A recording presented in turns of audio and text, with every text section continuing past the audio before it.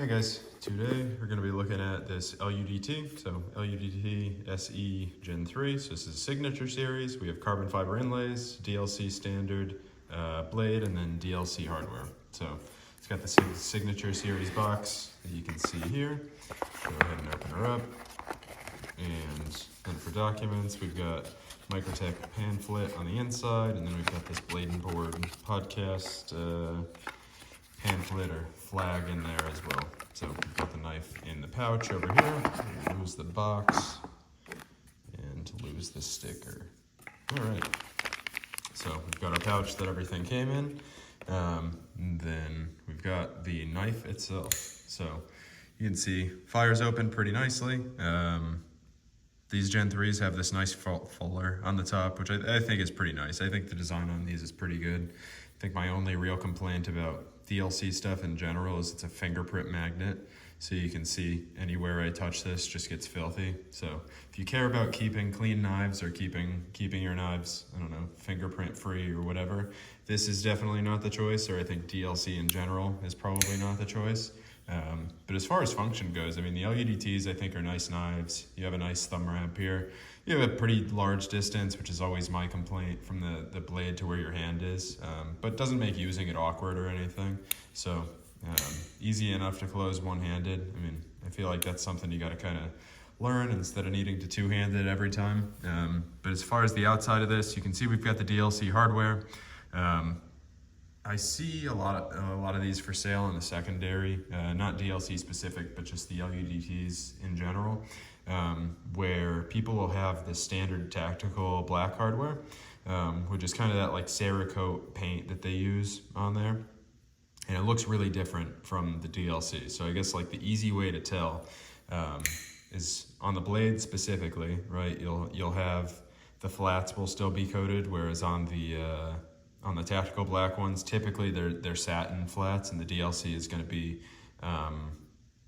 coated over those areas. So that's kind of the easiest way to tell generally, is the belly of the blade or the ground bevel of the blade won't be or will be coated, and the flat areas will not. As far as the hardware goes, it's always going to be shinier with the DLC on it, because all the DLC is a really, really thin coating that goes on top of the outside of the blade. So I forget the exact thickness, but it's nearly nothing, like less than a micron thickness. So super, super, super thin coating, and it actually allows the finish of the metal to show through. So even on these areas, you can see this looks exactly like the typical Microtech surface ground finish that's on there. Let me see if I can find, I've got a scarab over here. This might not be the best example because you can't really see the flats. I think I've got another, so maybe the Ultratech. Nope, this one also, sorry. That's all I have for Microtechs over here. Let's see. I have this mini Hera, which I think is double edge also. There you go. You can see a little bit of the flat here. So you can see it's got these marks in this direction, kind of along the length of the blade, down at the root. So those are surface grinding marks from when they actually grind in the blades to finish thickness. And you can see that kind of like rainfall pattern more or less on the flats of the blade here. So that's going to be typical on the surface ground surfaces. And then it's going to be a different pattern, or I should say like a different surface finish on the bevels itself. This one, it's actually kind of hard to see through the camera and in person. I'm trying to get this at the right angle where you can see it. There's going to be stripes that run down like this because there's a big wheel that comes in and actually grinds in the lines. I'm trying to get it to show up, but it's not really cooperating. So you won't be able to see that. But as far as this goes, I mean, everything finish-wise is nice. The DLC is a fingerprint magnet. The carbon fiber inlays, honestly, I'm not super impressed by the way these ones came out. If you really like carbon fiber inlays, I'd say contact Chad Moss, and he does the custom inlays for these.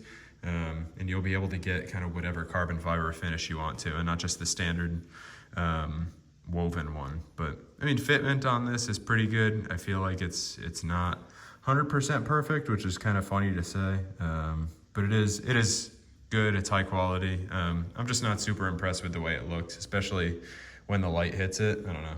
I've never really liked just the standard twill carbon fiber though, in the first place. So clip side, you can see everything's, you got the Signature Series clip, and then everything all DLC hardware and all that. Strangely, the button is not DLC. I'm pretty curious for why that's the case. And honestly, I don't have a good thought as to why it would not be DLC, because depending on what steel they're using, whether it's 440C or whether it's 17.4, it should be fine to put it in DLC. The treating process for DLC, if I'm forgetting exactly what the temperature is, and it depends from each coating place will do it slightly different, temperature higher or lower or whatever, but it's kind of like a flash in the pan temperature where it hits that temperature, everything kind of coats all the surfaces from what I understand, and then that's kind of it. So I'm not sure it would significantly affect the heat treat, especially on something like a button, and they're doing the blades with it as well, so I'm curious as to why they wouldn't coat the buttons or the stop pin. Look at that. So the stop pins are actually not coated too, which is kind of interesting. I am curious why that's the case, but maybe they have a reason for it, maybe they don't. So we will see. But who knows? So I will say when you're taking apart the DLC hardware, it's pretty resilient. I mean, DLC is generally really tough. However, if you deform any of the threads, the DLC is really brittle because it's so hard. So you want to be really careful. Give nice adequate like inward pressure or downward pressure. Make sure you're not going to strip anything. Use high quality bits. The last thing that you want to do is strip any threads, and if you do, or not necessarily threads, but strip any heads of the screws. And if you do strip it, it's going to be really blatantly obvious with the black screw heads. You can use like saran wrap or whatever over the tip of the screw, so you can kind of wrap this with saran wrap. One, that'll help with fitment to be a little bit tighter, as long as you don't have bits that are already overly tight in the first place. And then secondarily, it'll prevent kind of metal on metal contact, which is always a good thing, because that's where your like marring is going to come from with this in the first place. So hopefully I don't cause any divots or issues or wear spots or anything, but if we do, I'm not overly concerned about it. So taking the screws out, I like to do the body screws first, and then I do the pivot screw last. And then for the disassembly itself, the way I like to do this is to press the button and put the blade in just a little bit, and then wobble the scale just a little like that, and then lift this off. So you do want to be really careful because this button is under spring pressure. So I'm still holding this together. I'm actively with my thumb pushing the blade down into the scale, and then you can let it open up, and then carefully hold on to the button, pull the button out, and then you'll be fine from there. So be careful with it. I mean, if you mess it up, it's not the end of the world, but it's definitely worth a little bit of extra care and making sure that you're taking your time disassembling. For the next step, you're gonna wanna pull the bearings off, or at least that's what I'm gonna do, is pull this bearing off. And then, I don't really know. I'm gonna kind of lift the blade up at the same time as trying to let it kind of relax, because we have a spring tension in here. There we go. So this spring, I mean, the whole idea behind these coil springs is it wants to constantly push the blade to like this position, roughly. So you want to be careful with it. Make sure you're not letting it fling open or anything. But you got that. So we have our actual active spring that's doing the opening. Our pivot will just drop out of the other side. Now, whether this is fixed or not, I don't know 100% right now. I would say it probably is fixed, just given that, if you can see that, we have a flat on this side and a flat on this side. So when we are reassembling this, we're gonna wanna be careful and make sure that we're putting it in the right direction and everything. So there is a little keyed spot here and here where you're gonna need to make sure those line up. We do have steel washers here, which is always a good thing. If you've got bearings, use some thrust washers in there. And then same thing on this scale, right? We have the thrust washer on this side. So probably these are identical. It looks like they are. And then we've got these guys. So now we'll just go ahead and take apart the rest of this side, even though it's not strictly necessary. I want to kind of break the whole thing down. Then we'll look at some of the machining, look at some of the parts, see kind of what we think about everything, and then we'll throw it back together. So now, take apart the clip screw, and I will keep this down here. And then this is another one of those knives where you're gonna wanna keep track of where the screws came from, because all of them are a little bit different. The ones that are closer to the blade are gonna be longer, and the ones that are further away from the blade are gonna be a little bit shorter. So just try and keep track as well as you can of where the screws are, or else you're gonna either insert them too deep, or some are gonna be too long, or whatever the case may be. So be on the lookout for that. We might not be taking this one apart, actually. So these stop pins, because they Loctite these in place, I don't think I'm gonna be able to easily remove those, which is unfortunate, but that's okay. Now, missed one screw down here, so we're gonna pull this guy out, and then that's another short one, so that's gonna drop right there. All right, and now we can show you this. So backspacer, pretty nice machine part right here. You know, we have a nice like indexing circle right here is the lanyard hole, so that's good. Drilled and tapped threads. So this one has a little shoulder, so you've got good like 3 points of indexing, which is good. So that's gonna make sure this doesn't wobble or doesn't have any play or anything. So we're good from a design perspective here. And then this guy, there's nothing. I mean, really, if you have 4 different points you're trying to constrain from, you're kind of risking over constraining the piece in the first place. So that's I don't have any problem with that, you know. That I don't think is an issue. These holes I think are drilled holes, so that way you can easily push out the inlays. So the carbon fiber inlays, you probably could push out from there and there. Personally, I haven't tried, but I would bet that you could push out through there and there. Stop pins, what I understand on these is that the number of gradations that are on the stop pin here correspond kind of with the size of the button to some extent. So this button, because that one has 3 of the dashes on there, we're gonna measure this as well as we can at the end of the taper, and I'd bet that this is closer to like probably 285 at the very tip or something like that. 289 actually. Okay. So a little bit bigger than I would have expected, and I don't know if they necessarily correspond exactly, but that's kind of what I found typically lines up. And I think they have a couple different sizes of these buttons that vary within a couple thousandths. And I think similarly with these pins, they've got pins that vary within a couple thousandths. Not 100% sure on that, and I definitely don't know exactly what the scheme looks like on that, but before I start assembling this, I want to look at the inside. So you can see surface finish on the inside is pretty good. I know it's tough to see with the DLC on here, but looks like either fly cutter or shell mill or whatever. But you got a good surface finish on the inside, and you can see that they're just kind of skimming down this pass going across back and forth. Drilled and counterbored in some of the holes, and then tapped in other of the holes, or just through holes. And then you've got this profile itself where there's a little track for the spring to sit in, a track for the bearing to sit on, clearance hole for the button to operate in down here.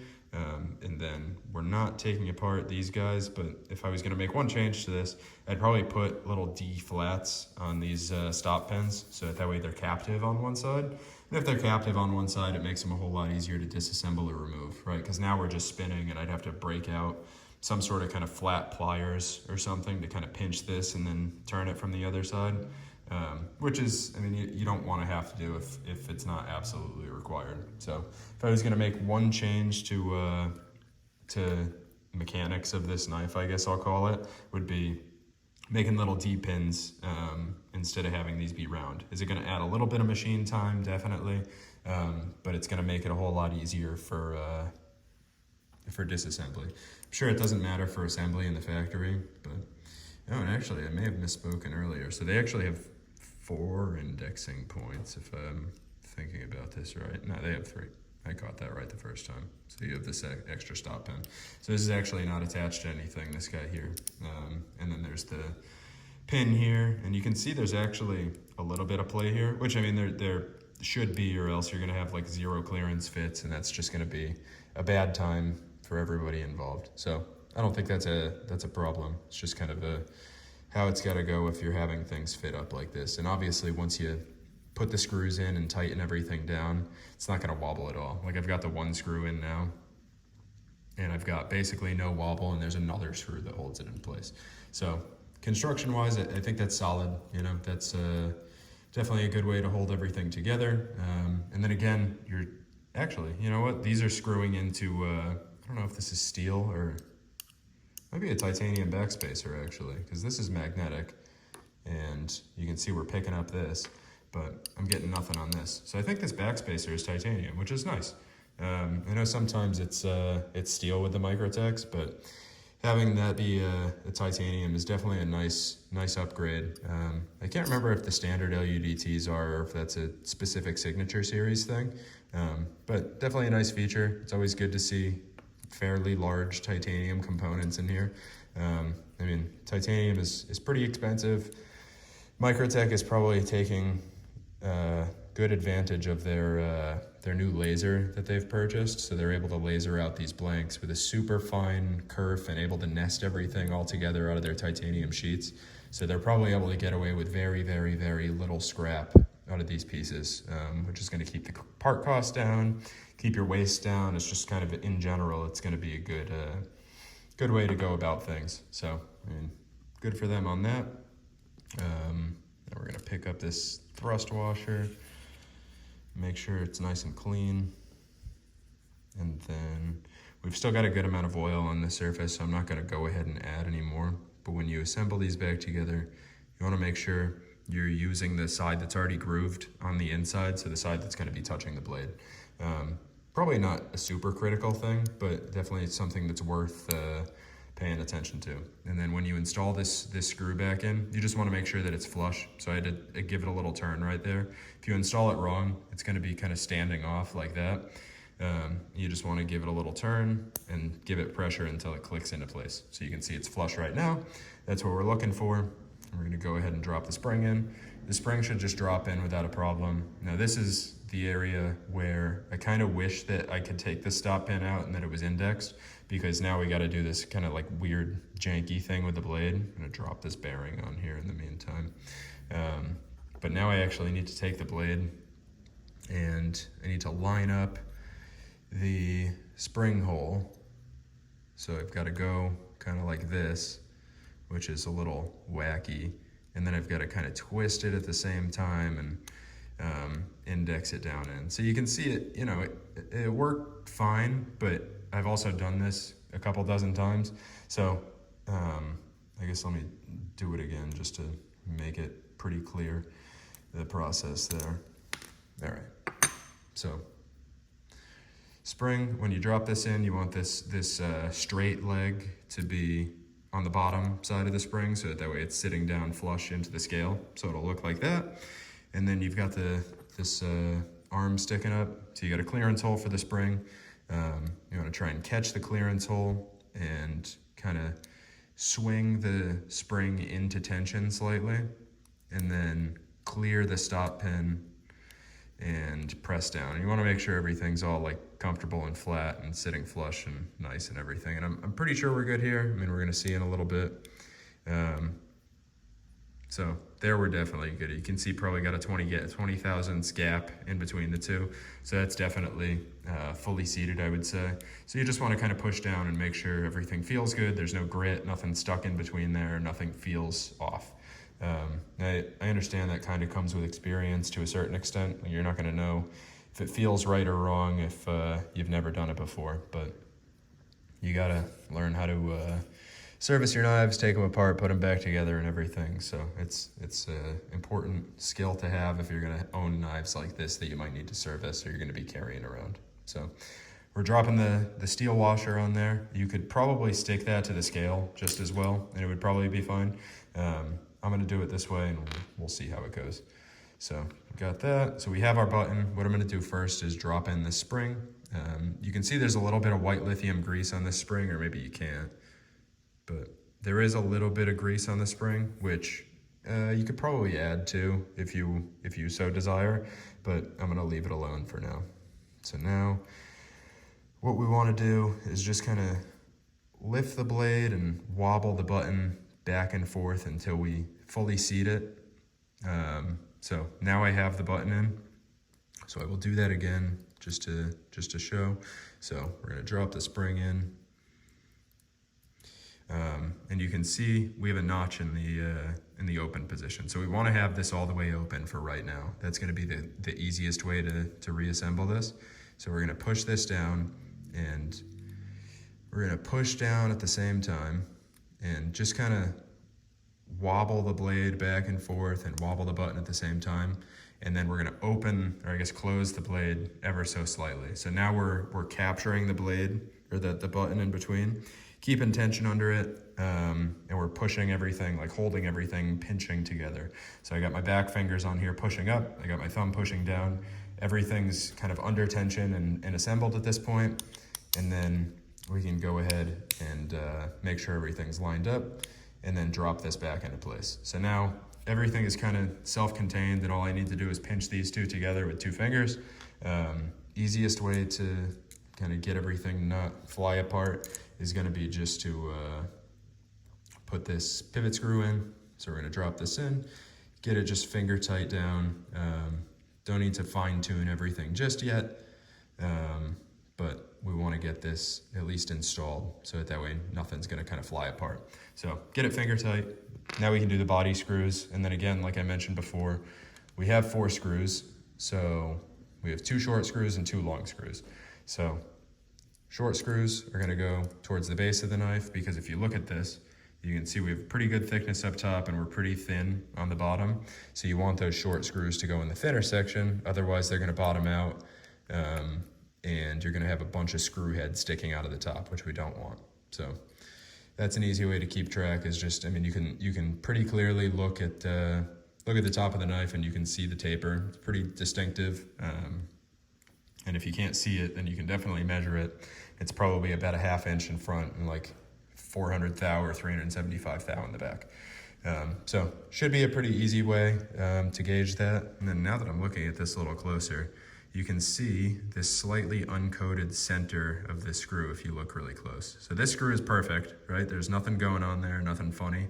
But you can see a little bit of the heat bluing from the DLC process, where we didn't get fully coated down there. So what that tells me, in all likelihood, is that they're coating these using PVD instead of CVD. Not that that really matters, but the CVD is a chemical vapor deposition that's able to coat regardless of line of sight, it's called. So you can go around blind corners and it doesn't have to get sprayed directly on in any specific direction. Whereas the CVD is a little bit different.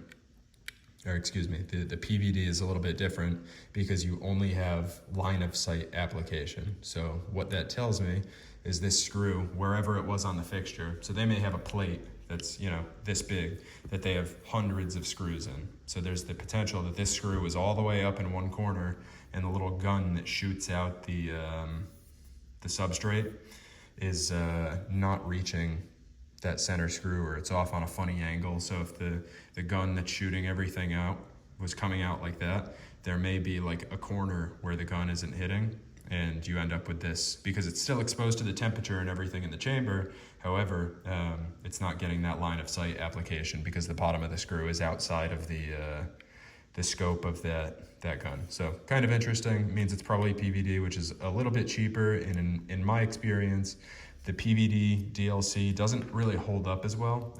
Now, I've had good luck with the Microtech DLC. I haven't carried it a ton, and I definitely haven't abused it a ton. That's a little wacky. That was unsettling. I definitely haven't abused their DLC a ton, but it does seem to hold up fairly well.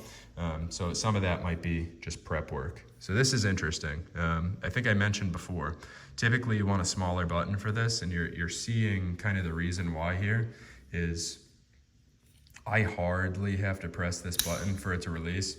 I'm probably only pressing it down about 5 thousandths of an inch or 10 thousandths of an inch. It's almost nothing. And I know it's probably really tough to see that, but I'll try and show it on the camera here, how far I'm actually pressing it. So I'm pressing nothing right now, right? I've pushed the blade into place so it's as locked up as it's gonna get. And then, ow, stab myself. So, I mean, I'm really hardly opening the thing up. So it's, I don't know. I probably, if I was making the button for this and a customer said like, hey, it's hardly engaging, or I've got to kind of press it down into place to get it to really lock and engage, this is something I'd probably grind down the button a little bit thinner. So like I said before, I expected this to be like 0.285 instead of the 0.289 that I was measuring. I would say you'd be much better off with the 285 here, because there's very little lockup here. And now, like if I put this on a table and I press it down, it's not going to open or anything, so it's not really a hazard. But if this is in your pocket, there's a non-zero chance that you have this pressed up against you, and you know, your skin pushes up against it a little bit and could dislodge that. And then on top of that, the lockup in this position, I got this shadow that I'm dealing with today, which is less than ideal. But you can see we've got very shallow lockup here. So I'm trying to make that fairly visible, but there's really not a whole lot of lockup going on down here, which is less than ideal for sure. Like I don't want to spine whack this because we have the DLC. If it was Stonewash, I wouldn't care so much, or Apocalyptic, but with the DLC, I'd rather not spine whack it against anything. But I would bet that this would be more likely to fail than Microtech would like. And then you can see the engagement there is like next to nothing. It's very slight engagement with locking. So that's not fantastic. I mean, I don't love that. I'd be a little concerned if I was carrying this. This isn't going to be a knife I'm going to carry, so it's not overly a big deal. But that's definitely something that I would not prefer to see. As far as the lockup goes, I mean, it feels solid, and doing just a little like pressing against the spine, I don't feel any wobble, and I don't know if it'll actually disengage, but it's definitely a little concerning. So I personally, like I said, they have a smaller size button. I probably would have gone with the smaller size button if I was them.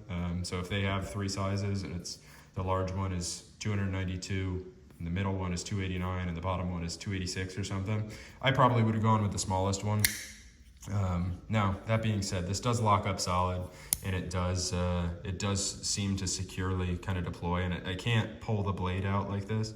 So it probably really is fine. It's just kind of alarming how little that this needed to be pressed in.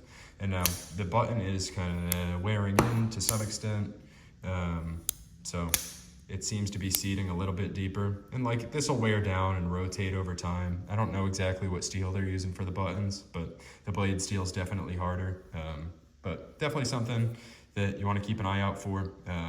So make sure that your button's got good engagement, both in the unlocked and locked positions, because otherwise it's kind of like, you don't want this thing to open up in your pocket. You'll probably be fine, but that could cause some issues. So that's all I got for today. If you guys have any questions or comments or anything else you want to see, please let me know. And otherwise, have a good day.